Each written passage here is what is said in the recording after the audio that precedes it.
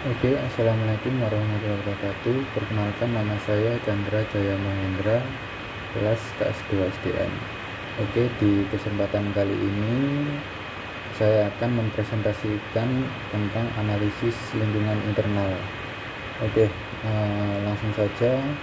Secara garis besar, sebuah perusahaan akan dipengaruhi oleh lingkungan perusahaan, di mana lingkungan tersebut dapat dibagi ke dalam dua bagian besar, yaitu lingkungan eksternal dan lingkungan internal. Jadi faktor internal mencakup kekuatan dan kelemahan di dalam internal perusahaan itu sendiri. Penyusunan strategi perusahaan yang tetap harus memperhatikan betul-betul. Jadi apa kekuatan dan kelemahan yang dimilikinya selain mempertahankan faktor internal ataupun eksternal. Oke, analisis lingkungan internal ini merupakan analisis yang berguna dalam mengidentifikasikan kekuatan dan kelemahan suatu perusahaan atas dasar sumber daya dan kapabilitas yang dimilikinya. Jadi sejumlah pertimbangan dapat dikelompokkan sebagai berikut ya.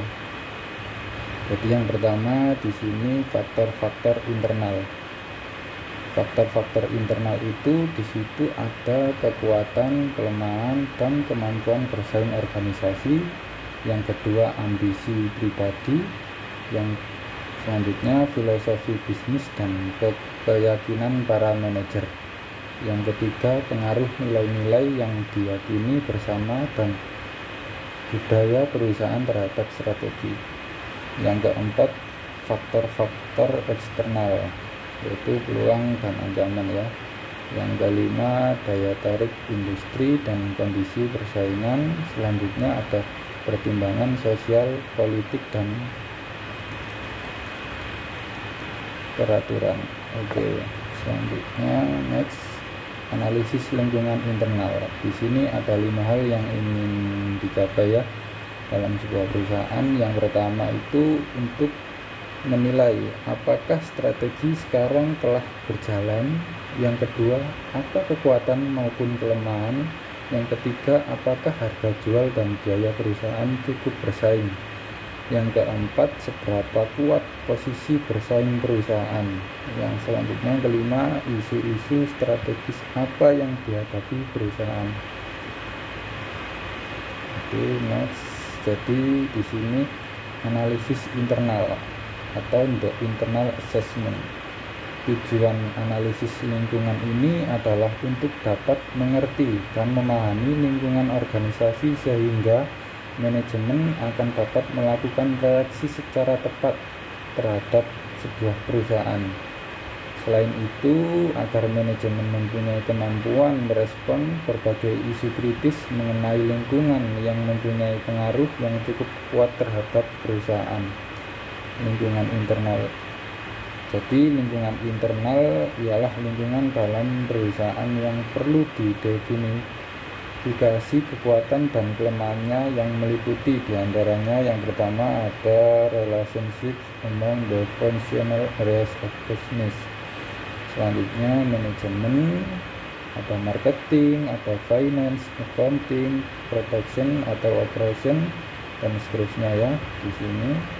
Yaitu di samping faktor-faktor di atas, yang perlu kita ketahui adalah faktor internal lainnya adalah budaya organisasi yang meliputi yang pertama menjunjung nilai-nilai luhur, etika moral, ilmu pengetahuan SDM dan profesi. Selanjutnya ada membantu pengembangan SDM itu sendiri secara optimal, baik di lingkungan internal maupun eksternal. Selanjutnya mengembangkan ilmu secara bertanggung jawab dan berkesinambungan secara menjadikan budaya belajar atau learning culture. Jadi yang dimaksud itu adalah peningkatan mutu diri yang berkesinambungan atau continuous quality improvement sebagai falsafah organisasi. Oke. Analisa lingkungan internal dilakukan untuk mengetahui tingkat daya saing perusahaan berdasarkan kondisi internal perusahaan. Berdasarkan kondisi internal perusahaan, faktor internal perusahaan sepenuhnya dapat dikendalikan sehingga kelemahan yang diketahuinya dapat diperbaiki. Oke, di sini ada analisa internal menurut Parker yang dikenal dengan rantai nilai yang memposisikan perusahaan pada matriks strategi generik dan menemukan keunggulan bersaing perusahaan melalui analisa kompetensi inti. Jadi rantai nilai ini mensyaratkan bahwa untuk mencapai suatu margin perusahaan harus didukung oleh kegiatan utama dan penunjang. Jadi apa saja kegiatan utama merupakan aktivitas utama perusahaan meliputi fungsi yang pertama di sini ada logistik ke dalam. Jadi apa sih logistik ke dalam itu? Di sini aktivitas perusahaan yang berkaitan dengan penerimaan, penyimpanan informasi mengenai gudang, persediaan, atau jadwal pengiriman. Selanjutnya ada operasi. Operasi ini adalah aktivitas perusahaan yang berkaitan dengan transformasi input produksi menjadi produk akhir yang meliputi pemesinan, perakitan, pengetesan, pengepakan, dan pemeliharaan mesin peralatan. Selanjutnya di sini ada logistik keluar.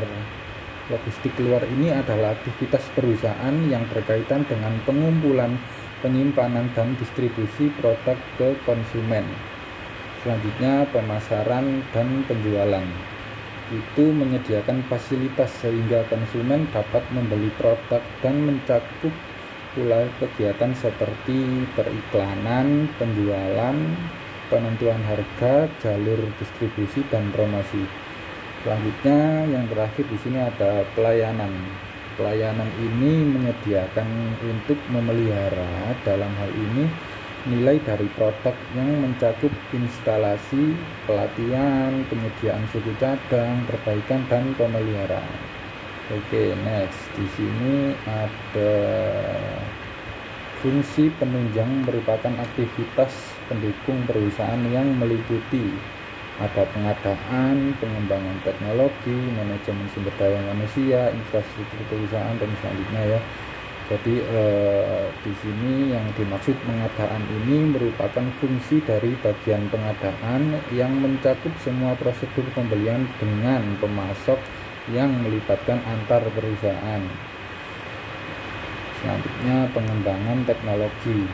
Jadi tidak hanya pengembangan teknologi dalam hal mesin dan proses saja, tetapi juga pengetahuan atau keahlian prosedur dan sistemnya. Selanjutnya manajemen sumber daya manusia. Manajemen sumber daya manusia ini termasuk di dalamnya semua aktivitas perekrutan, pelatihan, pengembangan, dan penilaian karyawan itu ya. Selanjutnya infrastruktur perusahaan. Infrastruktur perusahaan ini meliputi manajemen secara umum, perencanaan dan keuangan, pengendalian kualitas, dan sistem informasi. Infrastruktur perusahaan mendukung semua aktivitas rantai nilai yang dapat membantu perusahaan dalam mencapai keunggulan bersaing. Jadi komponen utama untuk mencapai keunggulan bersaing ini adalah kompetensi inti perusahaan yang mengandalkan aset atau skill. Untuk apa? Untuk menggambarkan kompetensi inti sebagai akar pendukung sebuah pohon, atau dahannya adalah produk inti dan rantainya adalah bisnis. Bisa disimpulkan seperti itu ya. Dengan kompetensi inti yang mempresentasikan kesatuan aset dan teknologi, perusahaan akan mampu membentuk nilai optimal bagi konsumen maupun perusahaan, memposisikan diri sebagai kas atas pesaing, kemampuan memperluas pasar, dan antisipasi proaktif terhadap perusahaan. Selanjutnya di sini langkah pertama, identifikasi faktor-faktor strategik internal. Itu apa saja faktor-faktor strategik itu?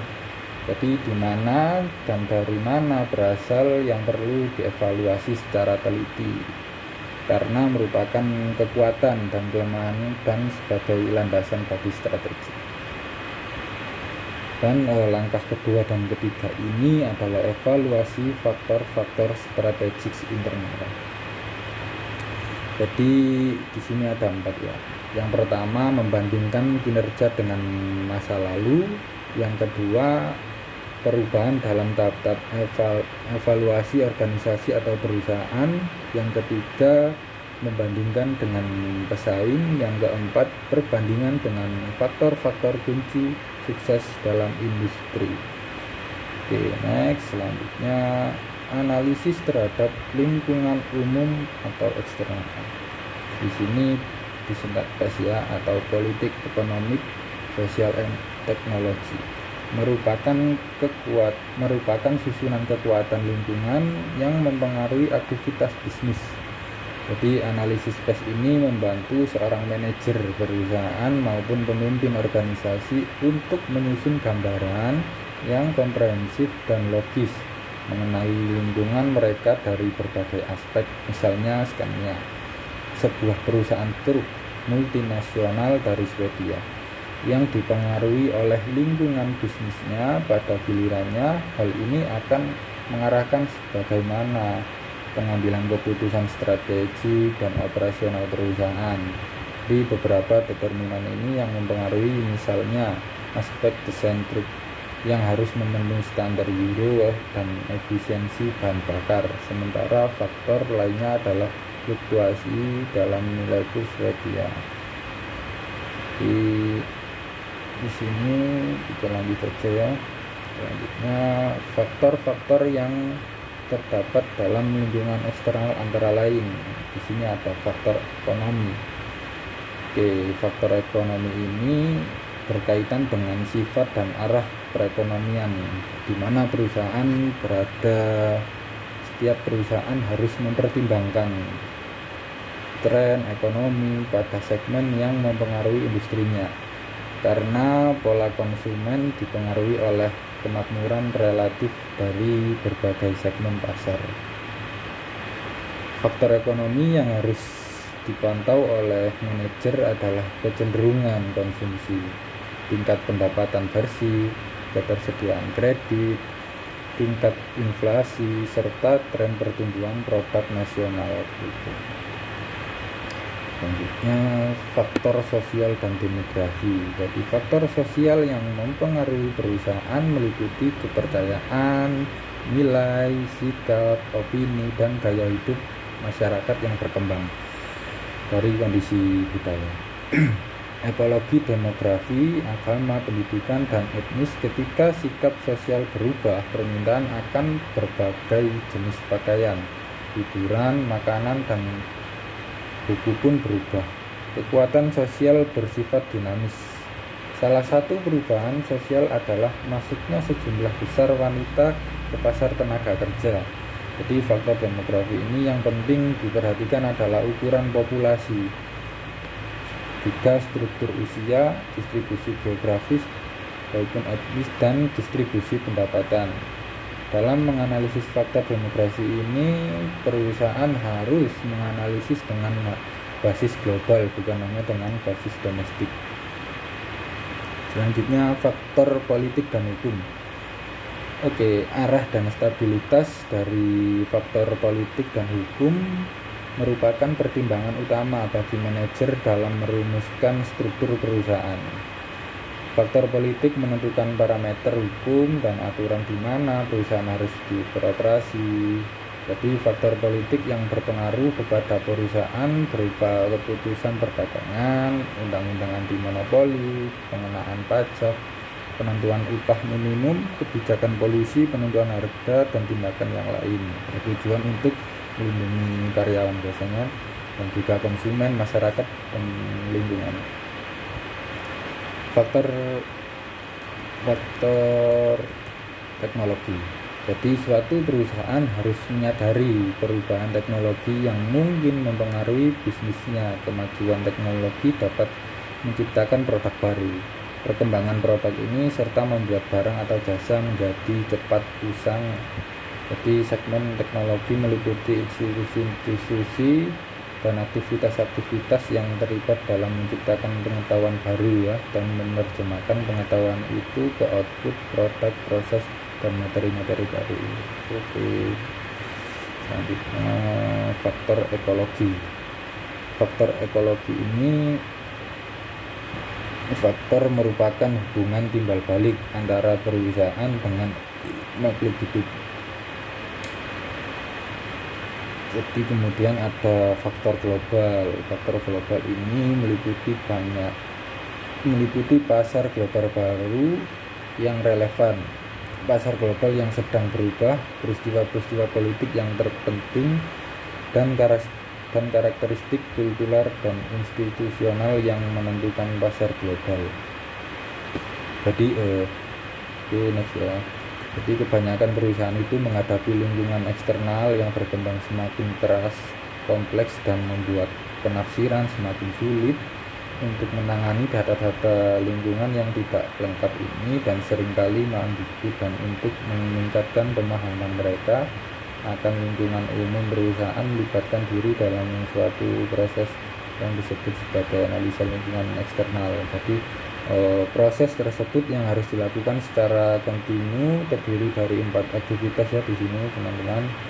Yang pertama, pemindahan scanning, yaitu pemindahan merupakan studi terhadap semua segmen dalam lingkungan umum melalui pemindahan perusahaan, mengidentifikasi tanda-tanda awal dari perubahan potensi dalam lingkungan umum dan mendeteksi perubahan-perubahan yang sedang terjadi. Selanjutnya pengawasan atau bisa disebut monitoring ya teman-teman. Jadi ketika analisis pengawasan atau monitoring mengamati perubahan-perubahan lingkungan untuk melihat apakah suatu tren yang penting sudah berkembang di antara hal-hal yang diamati dalam pemindahan kritikal bagi pengawasannya. Yang berhasil adalah kemampuan untuk mendeteksi makna dalam peristiwa-peristiwa lingkungan yang berbeda. Selanjutnya peramalan atau forecasting. Jadi pemindaian dan pengawasan berkaitan dengan peristiwa-peristiwa dalam lingkungan umum pada suatu waktu. Pada peramalan forecasting ini, analisis mengembangkan proyek-proyek yang layak tentang apa yang mungkin terjadi dan seberapa cepat perubahan-perubahan dan tren-tren itu dideteksi melalui pemindahan dan pengawasan. Yang terakhir yaitu penilaian atau assessing. Tujuan penilaian assessing ini adalah untuk menentukan waktu dan signifikansi efek-efek dari perubahan-perubahan dan tren-tren lingkungan terhadap manajemen strategik. Jadi melalui pemindahan, pengawasan, dan peramalan ini, seseorang analisis dapat memahami lingkungan umum selangkah lebih maju. Tujuan penilaian adalah untuk menspesifikasi implikasi pemahaman terhadap tujuan penilaian adalah untuk menspesifikasi implikasi pemahaman tersebut pada organisasi. Jadi tanpa penilaian, perusahaan dibiarkan dengan data-data yang menarik tapi tidak diketahui relevansi kompetitifnya.